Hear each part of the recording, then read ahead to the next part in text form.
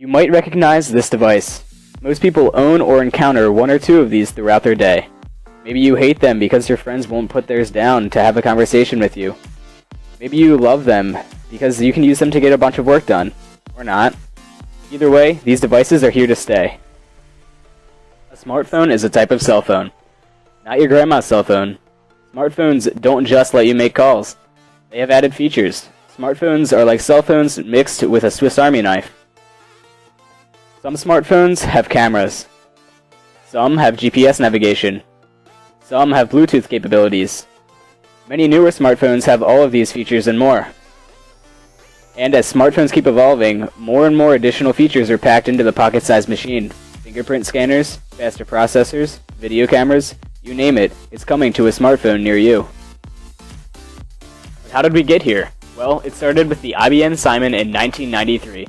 This phone had a touchscreen with a QWERTY keyboard.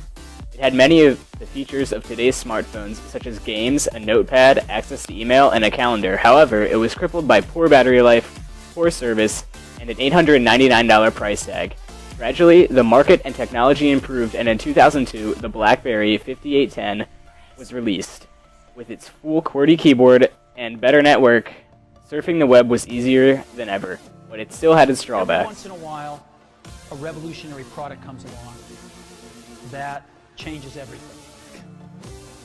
Finally, in 2007, Apple released its first iPhone, packed with features that had been in previous phones, but with more functionality than ever. This began the era of what we refer to as the smartphone. And as Steve Jobs said, it changed everything.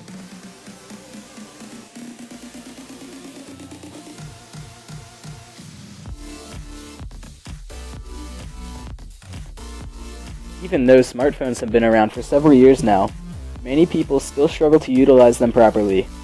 This amazing pocket computer has helped those who have taken advantage of its technology by increasing the owner's ability to connect to the internet and stay in contact with people at all times.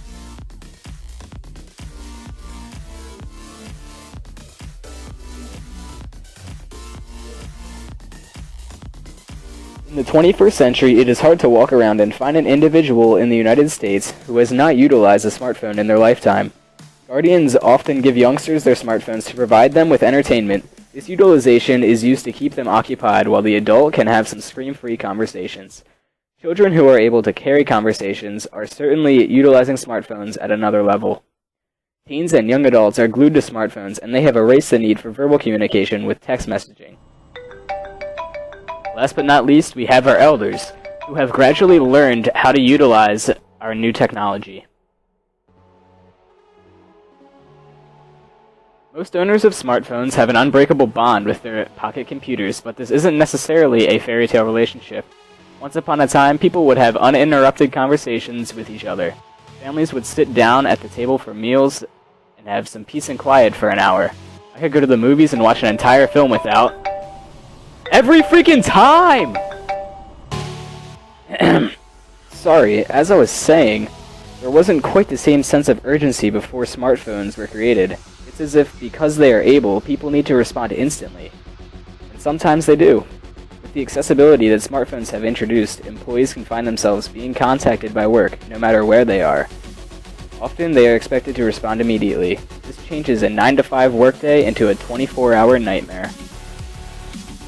In the future, smartphones will be as flexible as napkins. Thus, cracked screens will be a trouble of the past. Internal designs will be re-engineered. One chip will have the ability to hold battery power along with run the entire user interface in the new communication devices. These devices will utilize kinetic energy to charge the mechanisms, and chargers will see their life come to an end.